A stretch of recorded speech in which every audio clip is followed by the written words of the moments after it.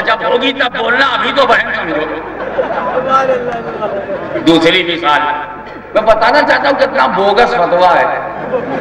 اب ایسے بوگس فتویٰ دینے والے کتنا بوگس ووٹ دیتے ہوں گے، نوٹ دیتے ہوں گے۔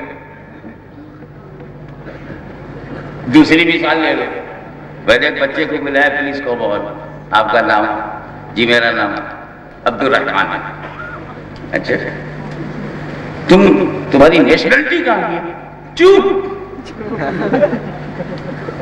میں سمجھا نیشنلٹی نہ جانتا ہوگا، لا اردو میں پوچھوں تمہاری قومیت کہاں کی ہے، وطنیت بتاؤ، چوپ۔ میں نے کہا کہیں یہ بہار اور یو پی سے تو نہیں آیا؟ میں بول تیری راشٹریت کہاں کی ہے؟ چوپ۔ تو غصے میں آ کے میں نے پوچھا کہ تو پیدا کہاں ہوا؟ تو بولا پاکستانی۔ تو کہتا کیوں نہیں کہ میں پاکستانی ہوں؟ پاکستانی کیسے کہوں؟ آگے چل کے جاپانی ہو گیا تھا۔ یہی تو ہوں۔ اور سچ بات یہ ہے کہ جب تک کفر رہا کفر، دنیا نے ان کو کافر اعظم سمجھا، اور جب انہوں نے توبہ کر لی توبہ، تو ہم نے انہیں فاروق اعظم سمجھا۔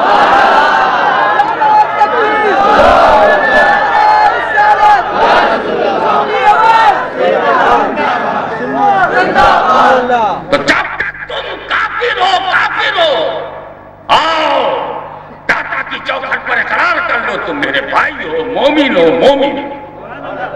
الطائب من الذنب کما لا ذنب له۔ اور یہ کیا بولتے ہیں وہ؟ اب میں ارباب شعور کی توجہ چاہوں گا۔ Intellectuals, please concentrate your mind۔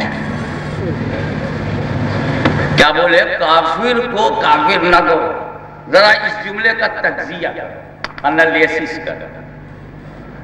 ہم کہتے ہیں یہ خود ہی کہہ گئے۔ کیا بولے؟ کافر کو کافر نہ کہو، کافر نہ کہو۔ کس کو کافر نہ کہو؟ کافر کو۔ میں پڑھے لکھے لوگوں کی توجہ چاہوں گا، کتنا بدھو بناتے ہیں مجھ کو۔ اگر بدھو بنانا تو بدھو پرساد کے پاس چلو، تم کو وہاں بدھو پرساد بہت ملے گا، 60 کروڑ کی تعداد میں۔ ہم کو بدھو بناتے ہیں۔ کافر کو کافر نہ کہو۔ کس کو؟ کس کو کافر نہ کہو؟ کافر کو کافر کہہ دیا، کافر ایڈمٹ کیا، کافر نامنیٹ کیا، کافر فکس کیا، اور آفٹر فکسیشن کافر نہ کہو۔ ابا کو ابا نہ کہو۔ ابا پہلے ابا بولا، ابا ہیں، ابا نہ کہو۔ پاکستان کو پاکستان نہ کہو، چلے گا؟ تو پھر کافر کو کافر نہ کہو، نہیں چلے گا۔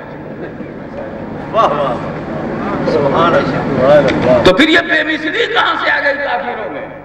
سنو، وہ بھی کافر ہے جس نے حضرت آدم کو نہیں مانا، وہ بھی کافر ہے جس نے حضرت نوح کو نہیں مانا، وہ بھی کافر ہے جس نے حضرت موسیٰ کو ستایا، وہ بھی کافر ہے جس نے حضرت ابراہیم سے انکار کیا، وہ بھی کافر ہے جس نے عیسیٰ علیہ السلام سے دشمنی کی۔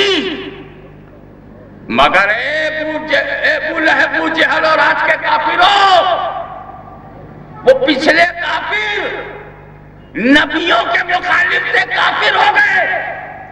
تم بے مثال نبی کے منکر ہو، تم لاجواب نبی کے منکر ہو۔ ان کا انکار انکار نبوت ہے، اور تمہارا انکار انکار نبوت بے مثل ہے۔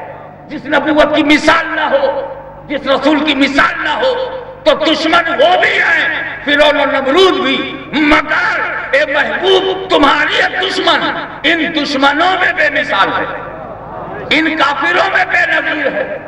تو میرے نبی کی بے مثلی کا عجیب عالم ہے۔ کوئی مان لے تو ماننے میں بے مثال، کوئی نہ مانے تو نہ ماننے میں بے مثال۔ اے رسول آپ خود کتنے بے مثال۔ یا ایھا النبی اب نبی یا ایھا جب سمجھ میں آ گیا تو نبی لفظ سمجھتے چلے یہ لفظ نبی کا کیا معنی؟ مگر ایک بات ہے، ایک دکھ ہے مجھ کو، وہ بیان کر لوں۔ نبی کا ترجمہ میں نے 3 ترجمے میں دیکھا۔ ایک تو کنز الایمان میں امام اہل سنت مجدد ملت اعلی حضرت عظیم البرکت آقائے نعمت امام احمد رضا خان رحمت اللہ تعالی علیہ کے ترجمہ کنز الایمان میں نبی کا ترجمہ دیکھنے کو ملا۔ دوسرا مخدوم الملت سید المحدثین رئیس المتکلمین سید محمد اشرفی جیلانی معروف محدث اعظم ہند کشوچوی رحمت اللہ علیہ کے ترجمہ قرآن معرف القرآن میں دیکھنے کو ملا۔ یا پھر تیسرا ترجمہ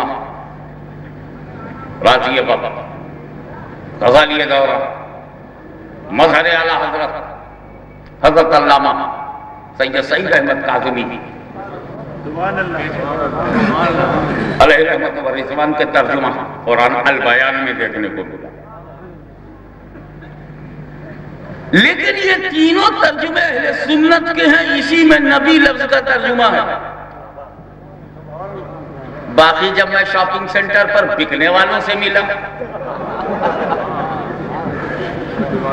اور کئی ترجمے خریدے، قرآن تو نہ کوئی بیچ سکتا ہے نہ خرید سکتا ہے، مگر ان کے نجی ترجموں کو خریدا،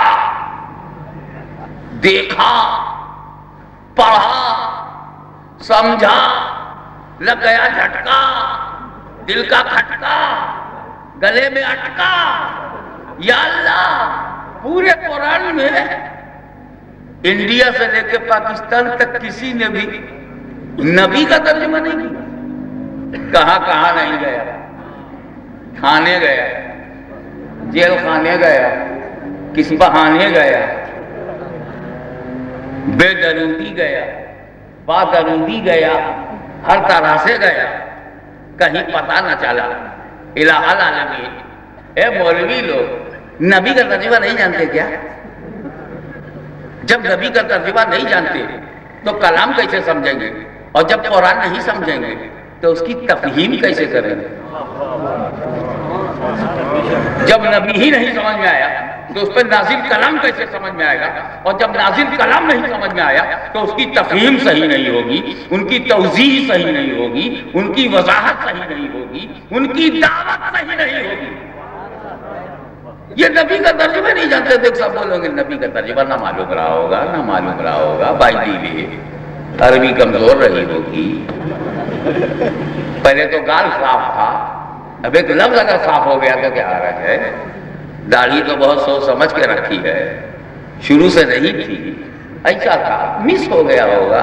میں نے کہا اتنا بڑا آدمی مس ہو جائے، بوڑھے آدمی کو مسٹر کہتے ہوئے تو تکلیف ہوتی ہے، مس ہو جائے۔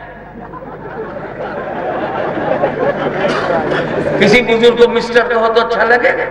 نہیں اچھا لگے گا۔ جب مرد کو مسٹر کہنے میں تکلیف ہوتی ہے تو مس ہو جائے، امیر و مس ہو جائے۔ ہاں مگر آج اب کی بار تو ایسا ہی ہوا کہ ایک امیر مس ہو گیا۔ خیر کوئی بات نہیں، مس ہو گیا، میں نے کہا نا الحمدللہ کے الف سے لے کر والناس کی سین تک ہر لفظ کا ترجمہ کرنے والا صرف نبی کا ترجمہ نہیں کر رہا۔ تو اس کو وجدان نے پڑھ کر رہبری کی۔ توجہ چاہوں گا، دیکھیں کتنے لوگ سمجھتے ہیں، سبھی سمجھیں گے انشاءاللہ، توجہ کرو۔ میرے عشق نے، میرے وجدان نے رہبری کی کہ ہاشمی جو لوگ اپنے ترجموں میں نبی کا ترجمہ نہ کر سکے وہ نبی کی ترجمانی کیسے کریں گے؟